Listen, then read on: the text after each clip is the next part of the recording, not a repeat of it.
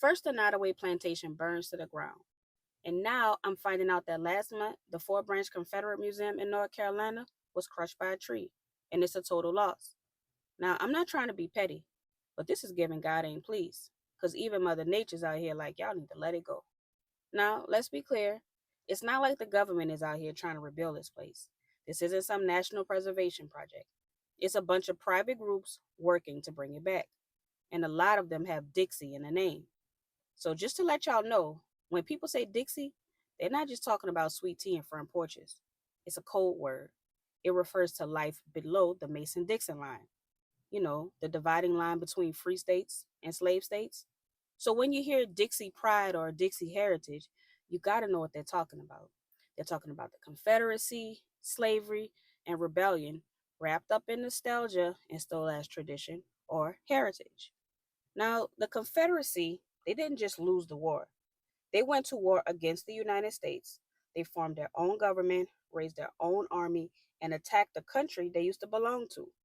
By the Constitution's own definition, that's treason. And look, I'm not mad at anybody for loving what they love, but the obsession with the losing side, I've never seen anything like it. And it's really giving scoring fan. Like, seriously, after the Super Bowl, the winning team gets the parade, the trophy, the Disney trip, and the losers, they go home.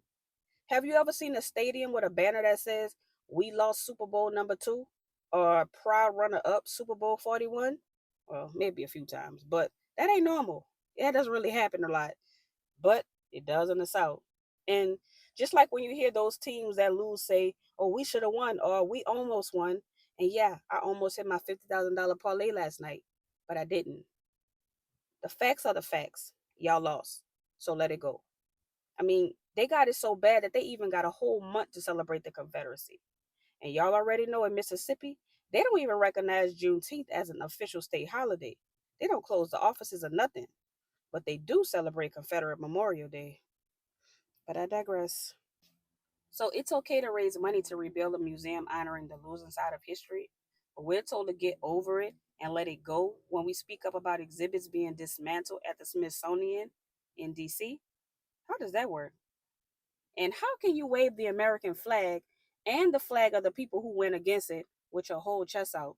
Like, how does that even make sense? So let me tell y'all a quick story. After the Civil War, General Robert E. Lee went to church. Now, Robert E. Lee was like that guy when it came to the Confederacy, right? So he went to church, and a black man, a formerly enslaved person, walked to the altar for communion. The whole room froze. But Lee, he got up and knelt right beside him. Now, that one moment didn't change the past, but even he understood the war was over, the South lost, and it was time to move forward. So, what are y'all fighting for? Because this ain't about remembering history, it's about refusing to let go of the lie. Because history isn't about what we remember, it's about what we're finally willing to release. And maybe, just maybe, Mother Nature's trying to help y'all out. Remember to comment, like, and share to help keep these stories alive. And remember to subscribe for more stories that they won't put in your textbook. Peace.